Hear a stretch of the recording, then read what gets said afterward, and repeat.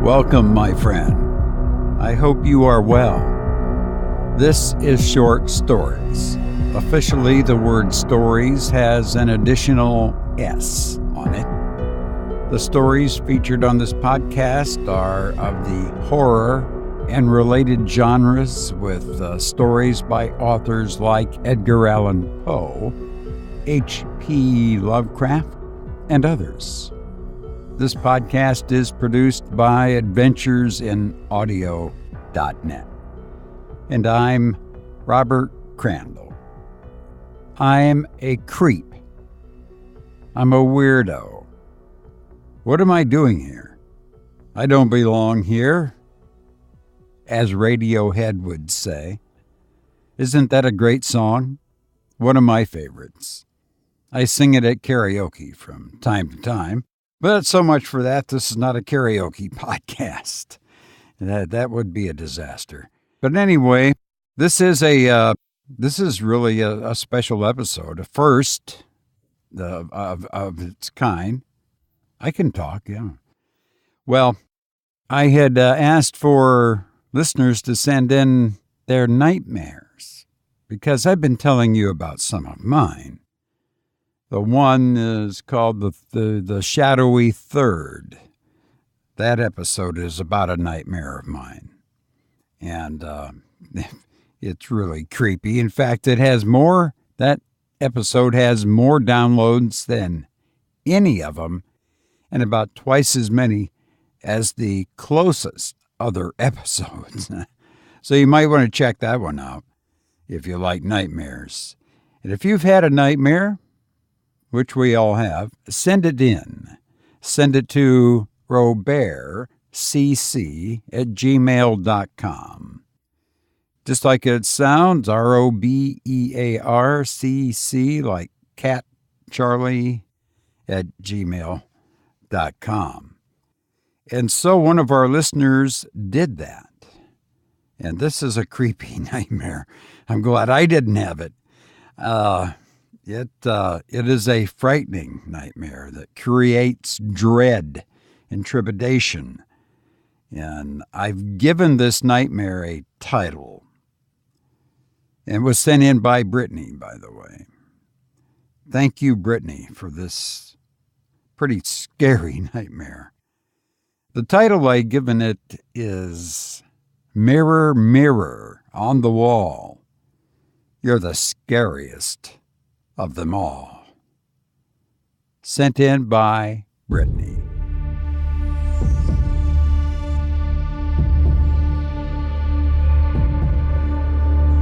This nightmare usually reoccurs every couple months. I wake up at 9 in the morning and I brush my teeth. I wash my face, then turn around to grab a towel to wipe. From the corner of my eye, I noticed my reflection in the bathroom mirror and felt that it didn't look right, almost as if it didn't move when I moved, and it was staring at me. I turned around quickly in the dream to analyze the reflection, but there was nothing wrong. Later, I go about my normal day, but every time I catch a glimpse of the reflection, it just felt off, and it gave me an eerie feeling. As night approached, I got ready for bed in the bathroom. After washing my face, I bury it into a towel to dry off. I glanced up at the mirror and saw that the reflection didn't copy my movements, but instead stood still and looked at me. Shocked, I stared back at it while I felt my heart racing inside my chest. After a while, it smiled a most creepy and gnarly smile that was not of human origin. My heart is now pounding hard and I was frozen. The reflection pulled out a knife and started carving into itself, filling its side of the bathroom with blood while laughing. Then I wake up, fearful and soaked with sweat. Every time I have that dream, it always scares me to look in the mirror, and I always catch myself secretly glancing back at my reflection. Wow, what a nightmare. I will never look at a mirror in quite the same way. Thank you, Britney, for sharing your nightmare with us. Send in your nightmare to robertcc@gmail.com.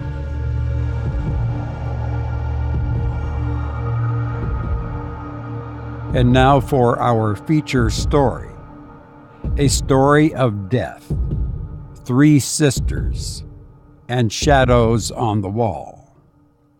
I hope you enjoy The Shadows on the Wall by Mary Eleanor Wilkins Freeman.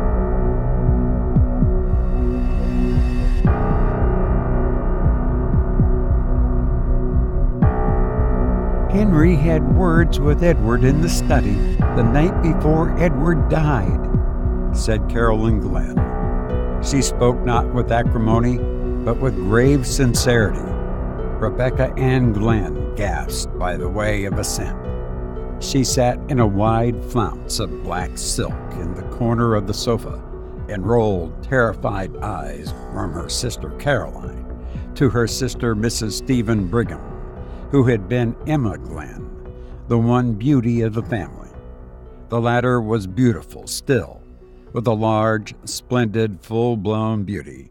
She filled a great rocking chair with her superb bulk of femininity and swayed gently back and forth, her black silks whispering and her black frills fluttering. Even the shock of death, for her brother Edward lay dead in the house, could not disturb her outward serenity of demeanor. But even her expression of masterly placidity changed before her sister Carolyn's announcement, and her sister Rebecca Ann's gasp of terror and distress in response. "I think Henry might have controlled his temper when poor Edward was so near his end," she said with an asperity which disturbed slightly the roseate curves of her beautiful mouth. "Of course he did not know," murmured Rebecca Ann in a faint tone. "Of course he did not know it," said Carolyn quickly. She turned on her sister with a strange, sharp look of suspicion. Then she shrank, as if from the other's possible answer. Rebecca gasped again. The married sister, Mrs. Emma Brigham, was now sitting up straight in her chair. She had ceased rocking, and was eyeing them both intently with a sudden accentuation of family likeness in her face. "What do you mean?" she said impartially to them both. Then she, too, seemed to shrink before a possible answer. She even laughed an evasive sort of laugh. "Nobody means anything," said Carolyn firmly. She rose and crossed the room toward the door with grim decisiveness. "Where are you going?" asked Miss Brigham. "I have something to see to," replied Carolyn, and the others at once knew by her tone that she had some solemn and sad duty to perform in the chamber of death. "Oh," said Mrs. Brigham, after the door had closed behind Carolyn. She turned to Rebecca. "Did Henry have many words with him?" she asked. "They were kind of talking very loud," replied Rebecca evasively. Mrs. Brigham looked at her. She had not resumed rocking. She still sat up straight, with a slight knitting of intensity on her fair forehead, between the pretty rippling curves of her auburn hair. "Did you hear anything?" she asked in a low voice, with a glance toward the door. "I was just across the hall in the south parlor, and the door was open, and this door ajar," replied Rebecca with a slight flush. "Then you must have—" "I couldn't help it. Everything?" "Most of it." "What was it?" "The old story." I suppose Henry was mad, as he always was, because Edward was living on here for nothing, when he had wasted all the money Father had left him." Rebecca nodded, with a fearful glance at the door. When Emma spoke again, her voice was still more hushed. "I know how he felt," she said. "It must have looked to him as if Edward was living at his expense, but he wasn't." "No, he wasn't." "And Edward had a right here according to the terms of Father's will, and Henry ought to have remembered it." "Yes, he ought." "Did he say hard things?" "Pretty hard from what I heard." "What?" "I heard him tell Edward that he had no business here at all, and he thought he had better go away." "What did Edward say?" "That he would stay here as long as he lived, and afterward, too, if he was a mind to. And he would like to see Henry get him out. And then—" "And then what?" "And then he laughed." "What did Henry say?" "I didn't hear him say anything, but—" "But what?" "I saw him when he came out of this room." "He looked mad?" "You've seen him when he looked so." Emma nodded. The expression of horror on her face deepened. "Do you remember that time he killed the cat because she had scratched him?" "Yes, don't." Then Caroline re-entered the room. She went up to the stove in which a wood fire was burning. It was a cold, gloomy day of fall, and she warmed her hands, which were reddened from the recent washing in cold water. Mrs. Brigham looked at her and hesitated. She glanced at the door, which was still ajar. It did not easily shut, being still swollen with the damp weather of the summer. She rose and pushed it together with a sharp thud, which jarred the house. Rebecca stared painfully with a half-exclamation. Caroline looked at her disapprovingly. "It is time you controlled your nerves, Rebecca," she said. Mrs. Brigham, returning from the closed door, said imperiously that it ought to be fixed. It shut so hard. "It will shrink enough after we've had the fire a few days," replied Caroline.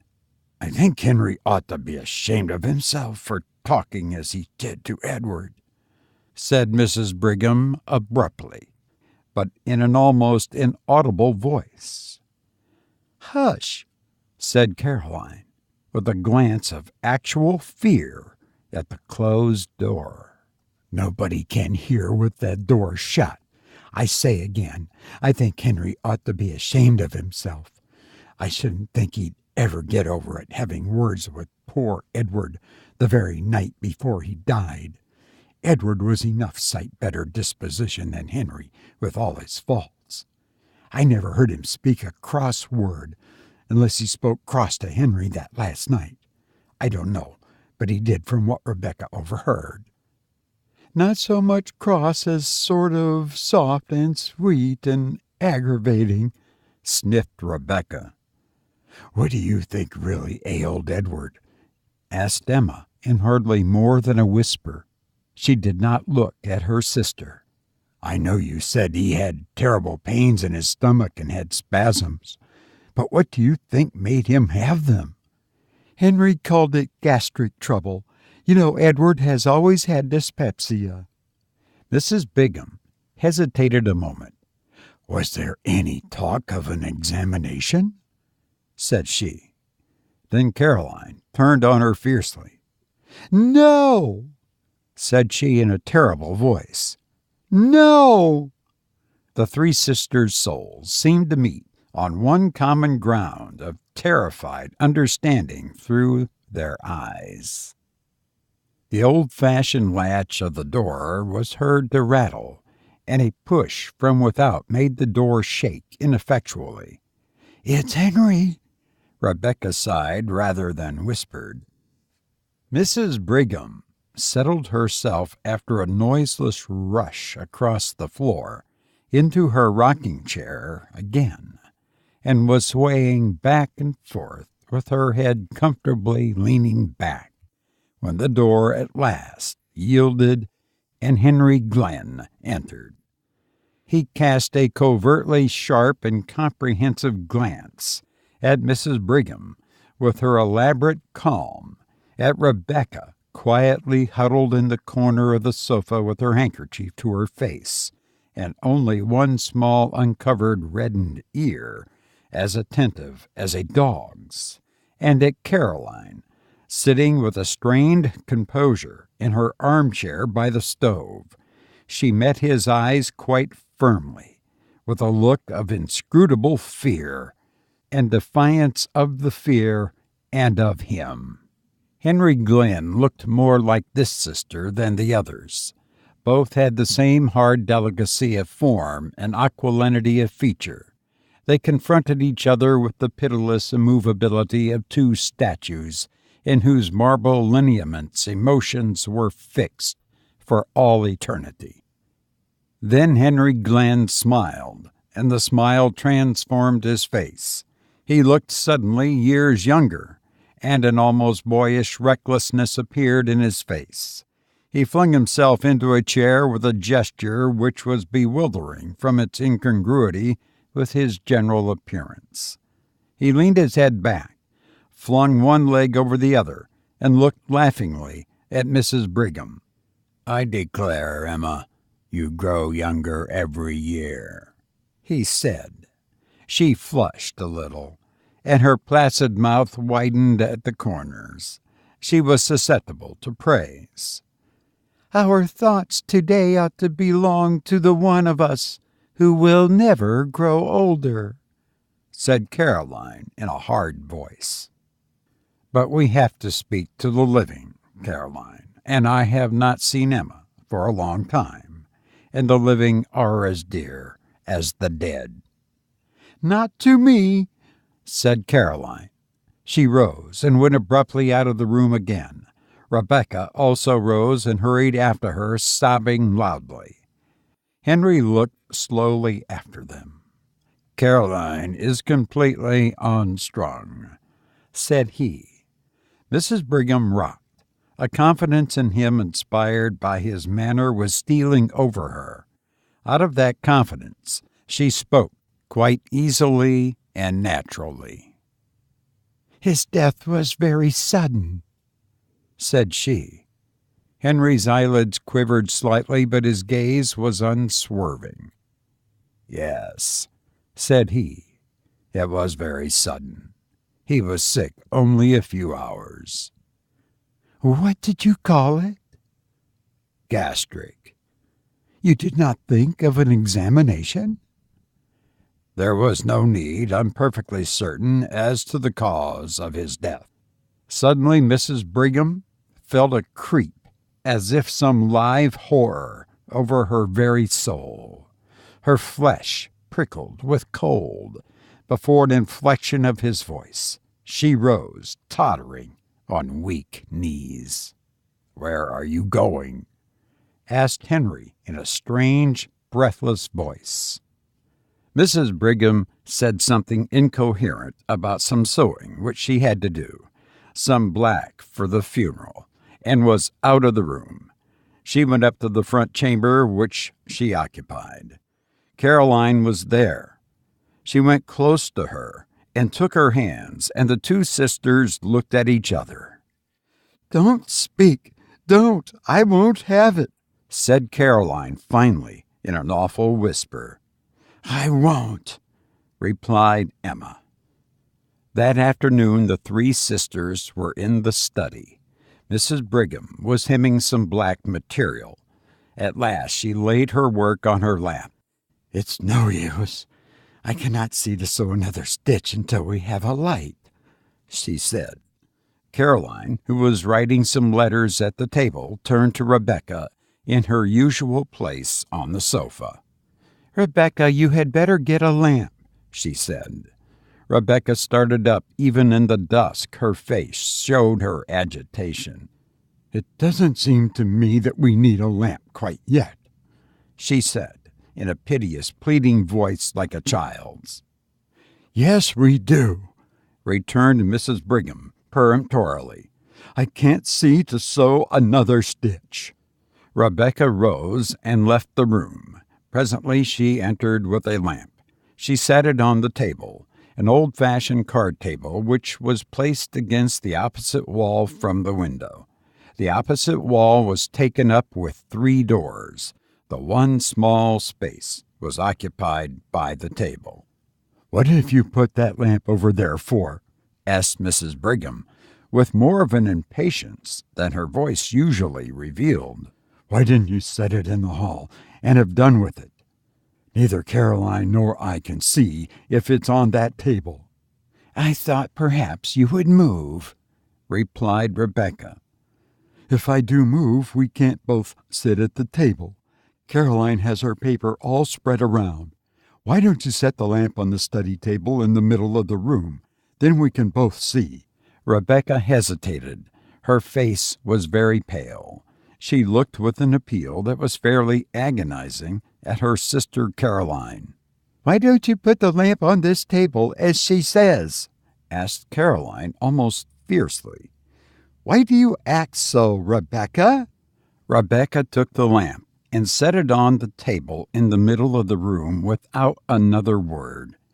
Then she seated herself on the sofa and placed a hand over her eyes as if to shade them, and remained so.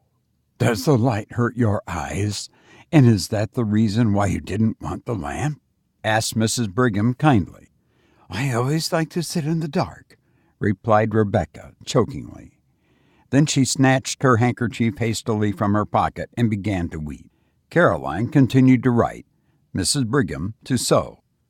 Suddenly Mrs. Brigham, as she sewed, glanced at the opposite wall. The glance became a steady stare. She looked intently, her work suspended in her hands. Then she looked away again and took a few more stitches.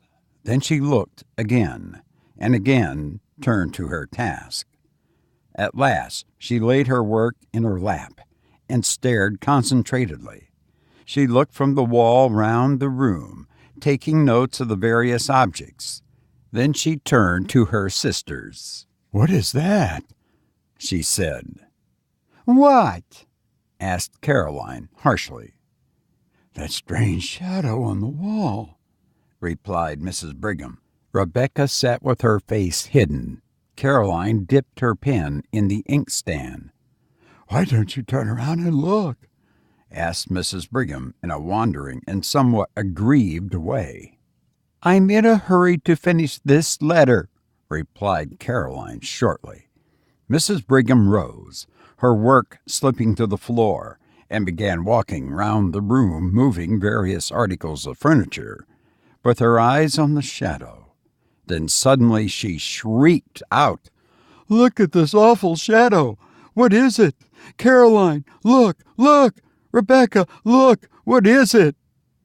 All Mrs. Brigham's triumphant placidity was gone. Her handsome face was livid with horror. She stood stiffly, pointing at the shadow. Then, after a shuddering glance at the wall, Rebecca burst out in a wild wail. "Oh, Caroline! There it is again! There it is again!" "Caroline Glenn, you look!" said Mrs. Brigham. "Look! What is that dreadful shadow?" Caroline rose, turned, and stood confronting the wall. "How should I know?" she said.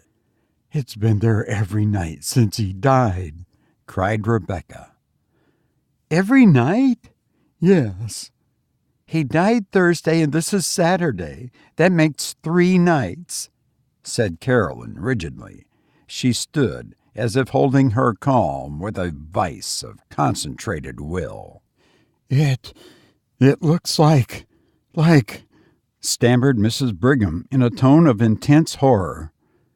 "I know what it looks like well enough," said Caroline. "I've got eyes in my head." "It looks like Edward," burst out Rebecca in a sort of frenzy of fear. "Only—" "Yes, it does," assented Mrs. Brigham, whose horror-stricken tone matched her sister's. "Only— Oh, it's awful. What is it, Caroline?" I ask you again, how should I know? Replied Caroline. I see it like you. How should I know any more than you? It must be something in the room, said Mrs. Brigham, staring widely around. We moved everything in the room the first night it came, said Rebecca. It's not anything in the room. Caroline turned upon her with a sort of fury. Of course it is something in the room, she said. How you act! What do you mean talking so? Of course it is something in the room. Of course it is, agreed Mrs. Brigham, looking at Caroline suspiciously. It must be something in the room. It's not anything in the room, repeated Rebecca with obstinate horror. The door opened suddenly, and Henry Glenn entered. He began to speak, then his eyes followed the direction of the others. He stood staring at the shadow on the wall. What is that? He demanded in a strange voice. It must be due to something in the room, said Mrs. Brigham faintly. Henry Glenn stood and stared a moment longer.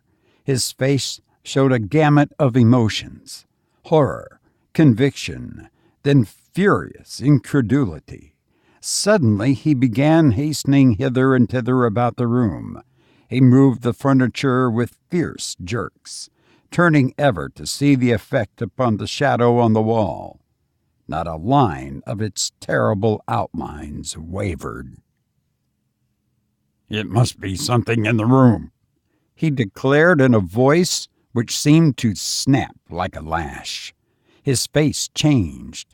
The inmost secrecy of his nature seemed evident upon his face, until one almost lost sight of his lineaments. Rebecca stood close to her sofa, regarding him with woeful, fascinated eyes. Mrs. Brigham clutched Caroline's hand. They both stood in a corner out of his way.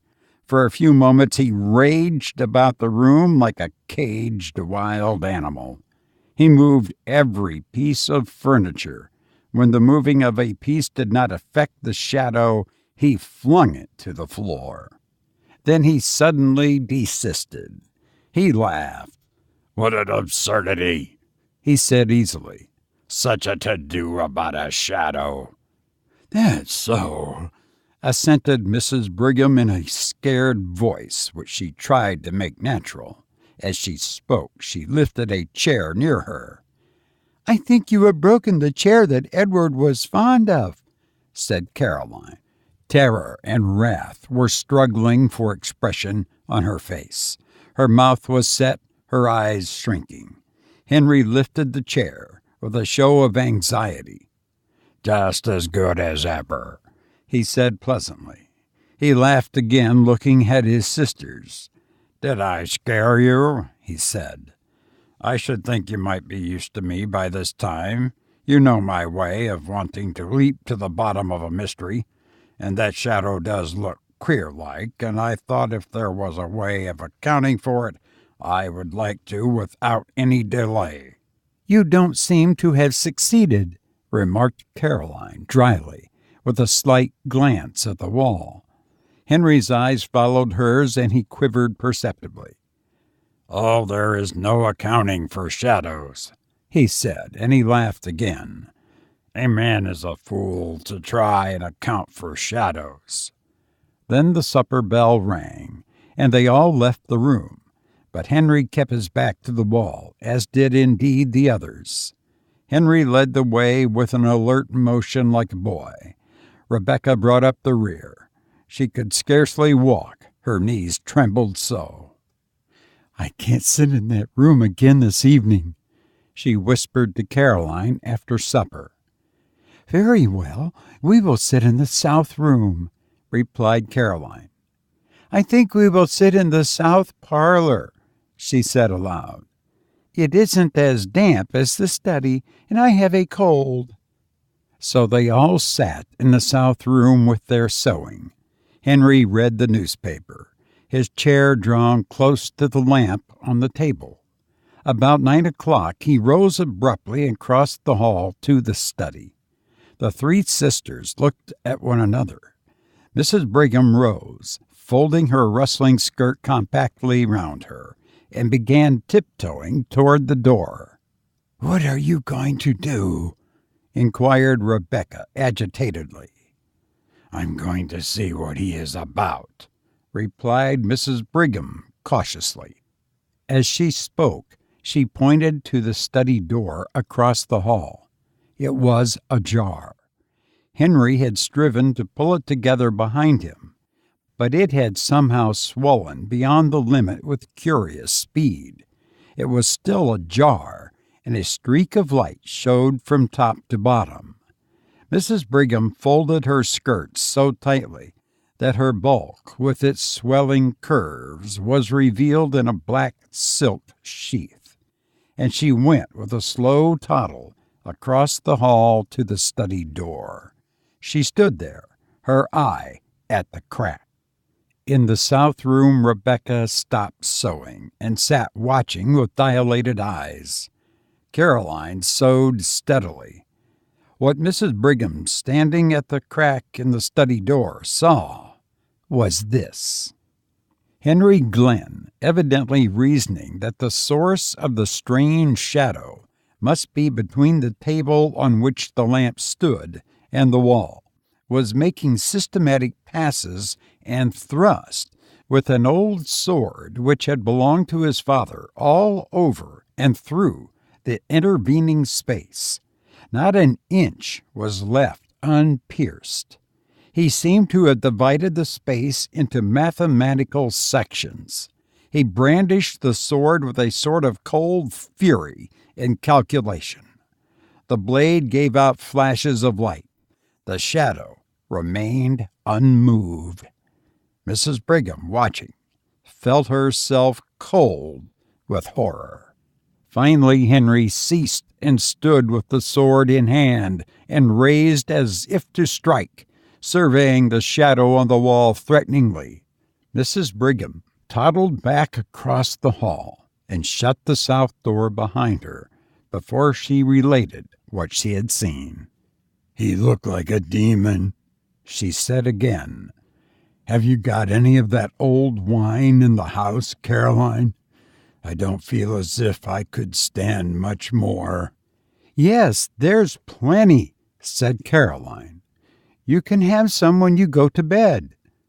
"I think we all had better take some," said Mrs. Brigham. "Oh, Caroline." "What?" "Don't ask, don't speak," said Caroline. "No, I'm not going to," replied Mrs. Brigham. But soon the three sisters went to their chambers, and the south parlor was deserted.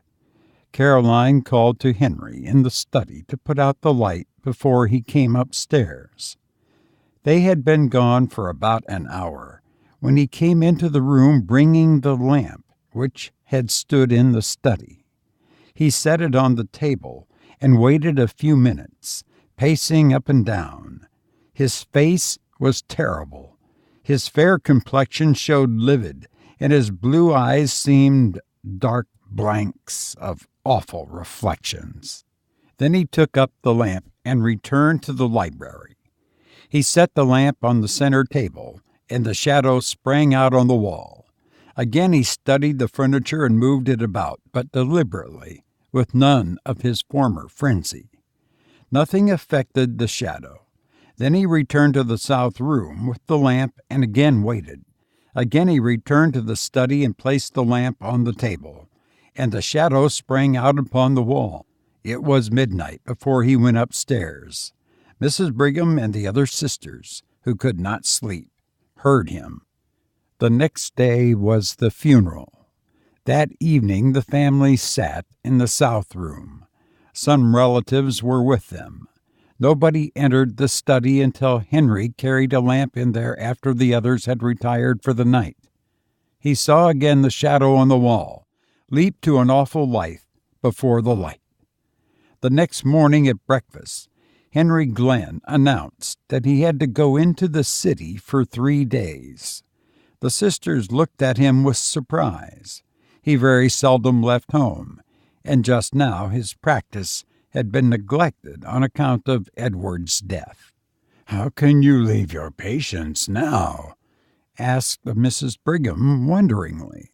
"I don't know how to, but there is no other way," replied Henry easily. "I have had a telegram from Dr. Mitford." "Consultation?"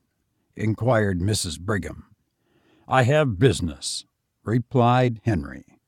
Dr. Mitford was an old classmate of his who lived in a neighboring city and who occasionally called upon him in the case of a consultation. After he had gone, Mrs. Brigham said to Caroline that, after all, Henry had not said that he was going to consult with Dr. Mitford, and she thought it very strange. "Everything is very strange," said Rebecca with a shudder. "What do you mean?" inquired Caroline. "Nothing," replied Rebecca. Nobody entered the study that day, nor the next. The third day Henry was expected home, but he did not arrive, and the last train from the city had come. "I call it pretty queer work," said Mrs. Brigham. "The idea of a doctor leaving his patients at such a time as this, and the idea of a consultation lasting 3 days. There is no sense in it, and now he has not come. I don't understand it for my part." "I don't either," said Rebecca. They were all in the south parlor. There was no light in the study. The door was ajar.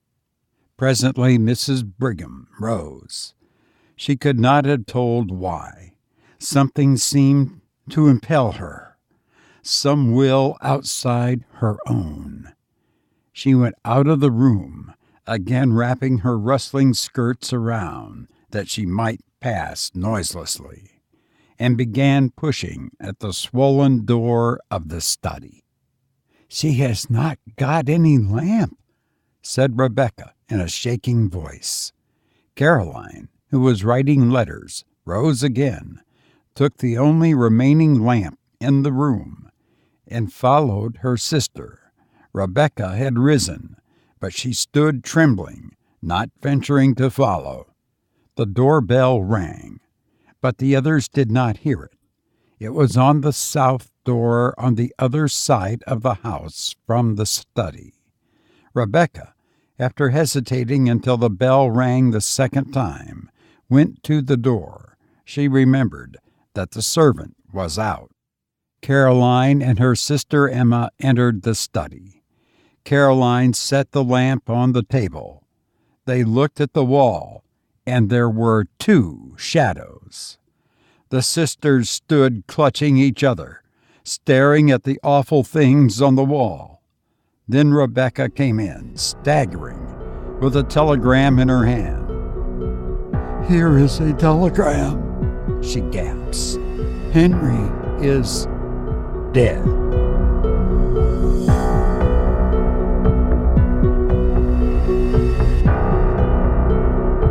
You've been listening to The Shadows on the Wall by Mary Eleanor Wilkins Freeman.